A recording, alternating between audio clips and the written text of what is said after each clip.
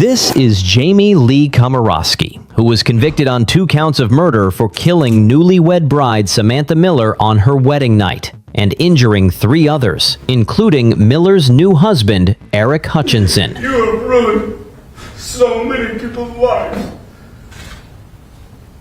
I hope you understand what you did. Komorowski was reportedly driving 65 miles per hour in a 25 miles per hour zone, and her blood alcohol level was 3 times the legal limit.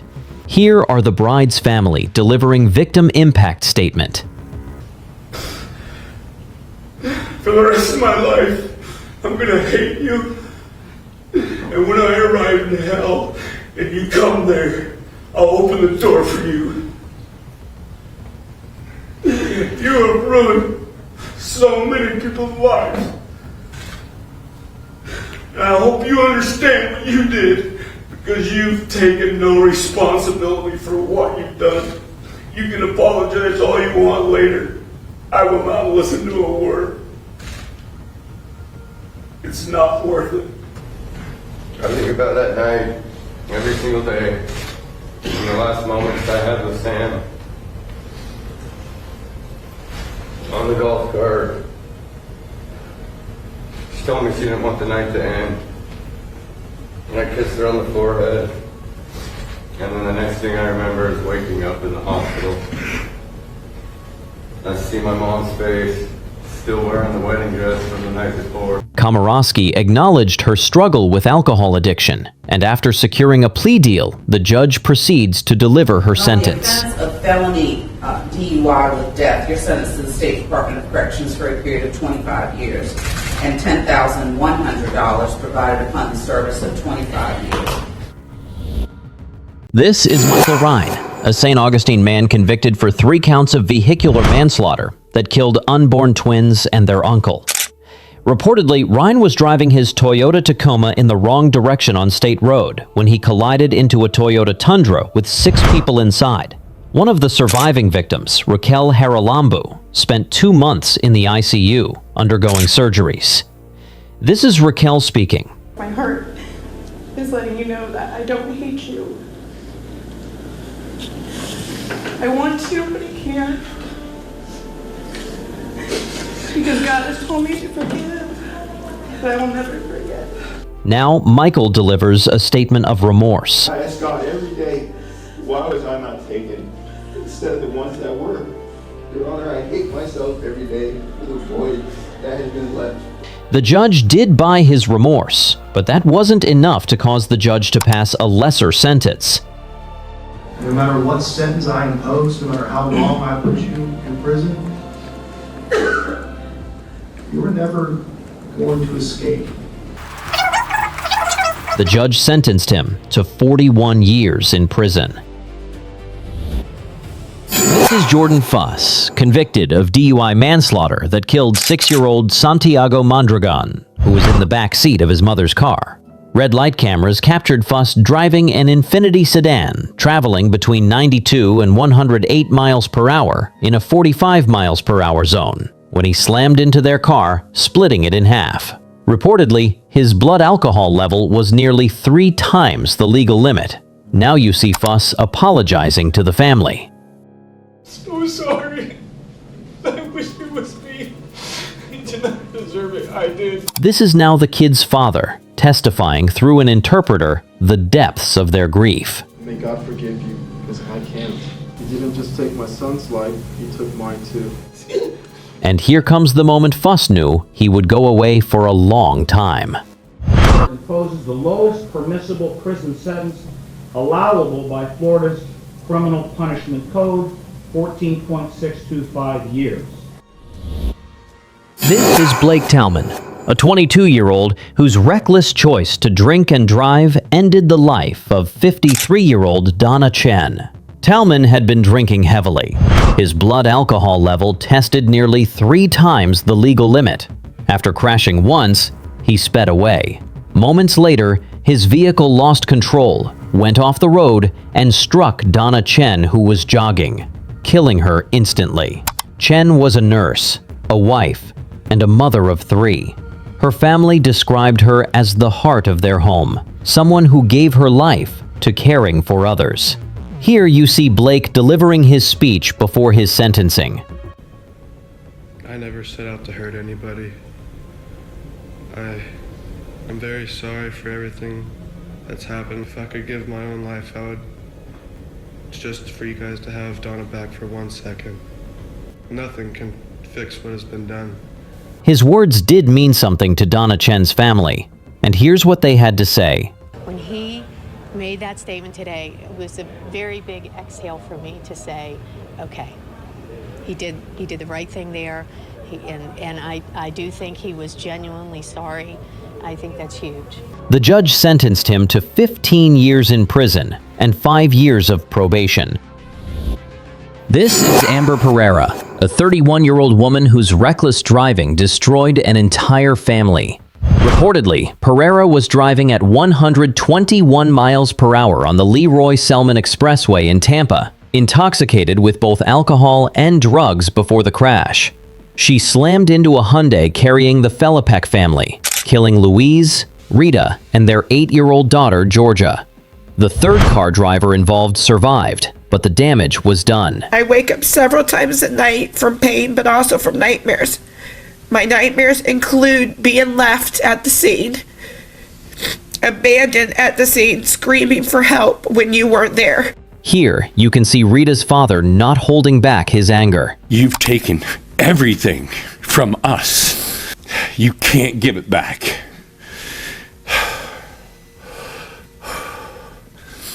And nor will you ever give it back. I can't forgive you. There is no forgiveness for this. In a plea hearing, Pereira admitted guilt. She pleaded guilty to 9 charges, including 3 counts of DUI manslaughter and leaving the scene of a death. At sentencing, the judge reminded Pereira of the jailhouse comment she made. Yes, ma'am, your life is ruined, but you also ruined a lot of lives and ended 3 lives. To seal it up, he sentenced her to 50 years in prison. This is Jessica Araujo, charged for killing 48-year-old Naji El-Kadi in a drunk driving crash in Miami. In April 2016, Araujo ran a red light, slamming into El-Kadi's as he drove to work, 2 days before his wedding. Tests showed she was nearly 3 times over the legal alcohol limit, and cocaine was found in her car. The trial captured public interest as emotional testimony poured in. She has shown a lot of remorse. She hopes by what happened today, she starts to bring the family closer. El-Kadi's widow and children spoke of birthdays, family milestones, and years stolen by her choices. There will not be many happy years to come. We picked the flowers, and those flowers were for our wedding ballroom, and we decorated the funeral home instead. Araujo herself sobbed in court, apologizing for the pain she caused. I understand and sympathize with your pain. I too have suffered an immense loss. The jury never heard a full trial, as Araujo pleaded guilty to DUI manslaughter, avoiding a maximum sentence of 20 years. The judge sentenced her to 10.5 years in prison, followed by 9 years of probation, with strict conditions, 500 hours of community service, and weekly Alcoholics Anonymous meetings. This is Taylor Moyse, a Tampa man whose drunk driving crash killed bicyclist Joshua Kidd. Reportedly, Kidd was riding his bike in Tampa when Moyse's vehicle struck him. The force was so catastrophic that Kidd's body was dismembered.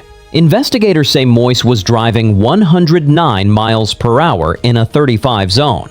With a bittered heart, the kid's mother delivers a victim impact statement. Mr. Moyse took my son from me, he took a grandson, he took a brother, and he took a father. Our lives are forever changed. The pain that Mr. Moyse has brought to our family is indescribable. It is unfair that due to your choice,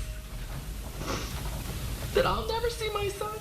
In court, Moyse appeared to break down when the victim's sister, Emily Clark, spoke of her heartbreak. Are the words of the medical examiner.